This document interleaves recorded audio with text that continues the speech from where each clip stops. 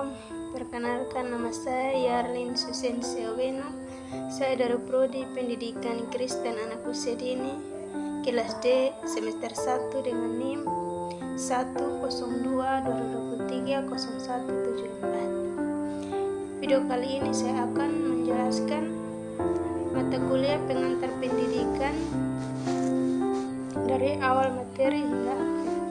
Yang pertama, hakikat manusia dan pengembangan.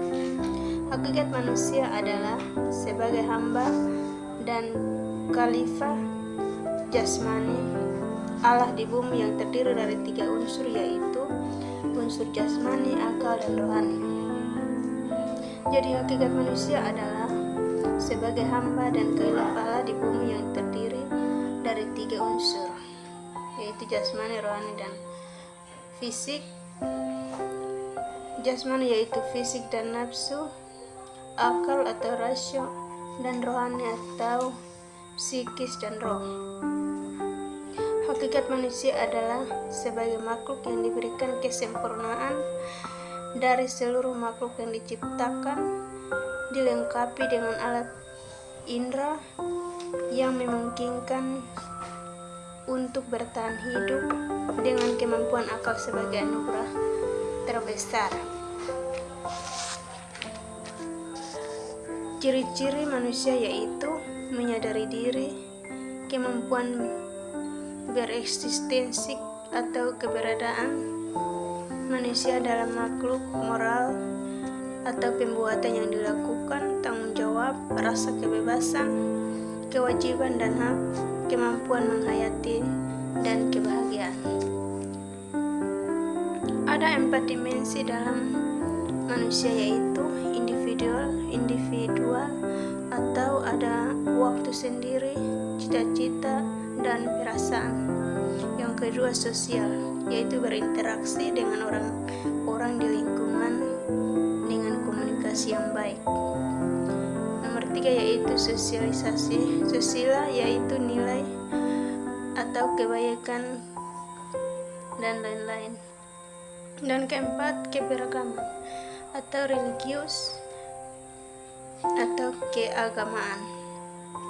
Manusia adalah makhluk yang bertakwa kepada Tuhan, yang pada dasarnya manusia itu lemah. Yang kedua itu asas pendidikan. Asas pendidikan merupakan prinsip-prinsip dasar yang menjadi landasan dalam proses pendidikan. Ada beberapa asas dalam pendidikan, yaitu asas tuturi handayani, asas belajar sepanjang hayat, dan asas kemandirian dalam belajar. Yang keempat adalah aliran-aliran pendidikan. Berikut adalah aliran-aliran pendidikan, yaitu aliran perennialisme. Aliran ini menekankan pada pemahaman dalam pendidikan, fokus utamanya pada pengembangan intelektual. Yang kedua ialah aliran progresivisme. Yang ketiga ialah aliran esensialisme. 4, aliran kontrafisme. Yang kelima, aliran humanisme. Dan keenam, aliran behaviorisme. Lingkungan pendidikan.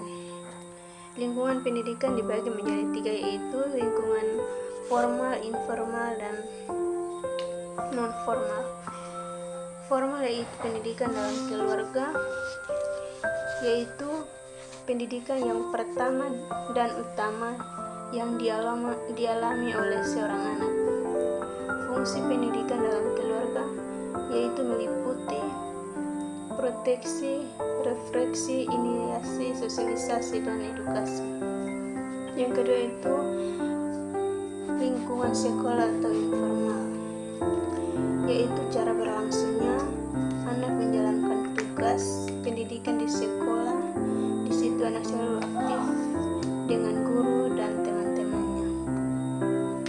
Yang ketiga ialah lingkungan masyarakat atau non-formal, yaitu anak selalu berinteraksi dengan sesama masyarakat. Yang berikut ialah pilar-pilar pendidikan. Berikut adalah pilar-pilar pendidikan aksesibilitas, yang kedua kesetaraan, yang ketiga kualitas, yang keempat refleksi, yang kelima keterlibatan, 6 pembelajaran sepanjang hayat. Yang berikut ialah sistem pendidikan nasional. Sistem pendidikan nasional adalah kerangka dan struktur yang digunakan suatu negara untuk menyelenggarakan pendidikan kepada warganya. Beberapa komponen umum dalam sistem pendidikan yaitu kebijakan pendidikan, kurikulum, institut pendidikan, guru dan tenaga pendidikan, penilaian dan evaluasi, pembiayaan pendidikan. Yang berikut ialah permasalahan-permasalahan dalam pendidikan. Pendidikan adalah hal yang sangat penting dalam pembangunan suatu negara. Berikut adalah permasalahan dalam pendidikan. Yang pertama ialah akses terbatas, kualitas pendidikan yang rendah, ketimpangan pendidikan, kurangnya keterlibatan orang tua, kurangnya keterampilan relevan, kurangnya dukungan dan sumber daya, dan tantangan teknologi. Yang berikut ialah hubungan pendidikan dan pembangunan. Tentu pendidikan selalu berhubungan dengan pendidikan. Berikut beberapa cara pendidikan berkontribusi pada pembangunan, yaitu pembangunan sumber daya manusia, pengurangan kemiskinan, peningkatan inovasi dan kreativitas, peningkatan kesadaran dan partisipasi masyarakat, dan yang terakhir pembangunan keberlanjutan. Demikian hasil materi saya. Terima kasih. Shalom.